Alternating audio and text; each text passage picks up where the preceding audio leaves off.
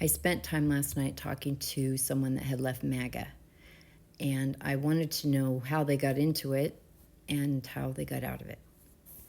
And they grew up in a conservative area, and their family was conservative. I don't know that they were really religious, but the father was very pro-life, like aggressively so. And so he's like, that's all I knew about that. And to me, it felt like you had to vote for Trump if you cared about babies. He goes, because to me, that was murdering children, which in a cult, that's what it is. And so when you hear arguments from the other side, it's just people that don't care about murdering babies. So you don't entertain the thought.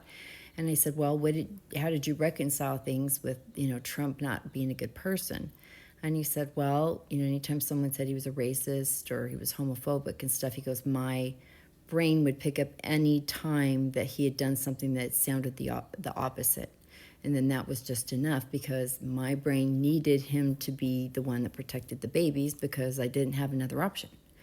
And so I said, so you felt like you were a good person doing the right thing, saving these babies? He's like, well, of course, because that's all I knew. And that's kind of the point, though, is from their side, they think they're doing good. They really do. And it's hard to see from the outside. And it's like, well, we've explained to them, well, yeah, well, let's talk about souls. Some of us have a real opinion about there not being souls. They're not going to listen to that.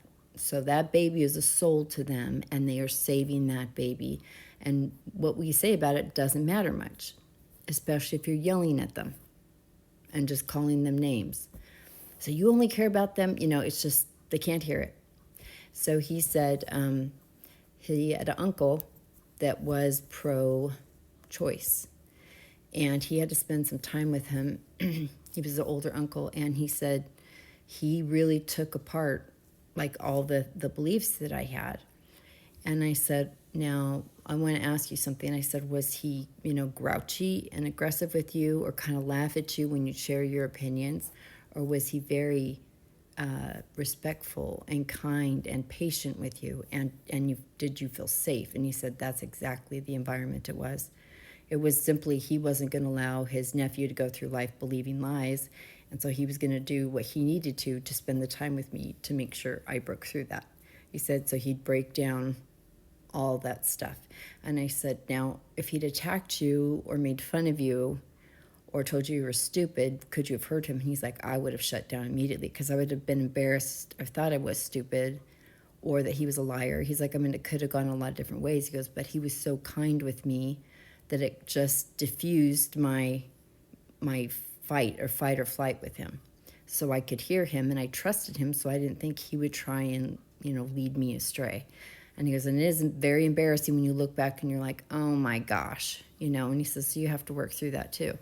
And I said, he said, but he also was playful about it. Like if he wanted to joke about, how they all dress alike or MAGA, like the personality of what MAGA is, like he'd be playful about that. Like we could poke fun at that. And he said, so then that kind of allowed me to laugh about what I had done and what I'd been a part of, as opposed to look at that, look what you did. It was more like, oh, aren't you glad you don't have to wear the hats anymore? And why don't those people, And so it was more like that. So he goes, so it was information, it was kindness, and it was also playfulness.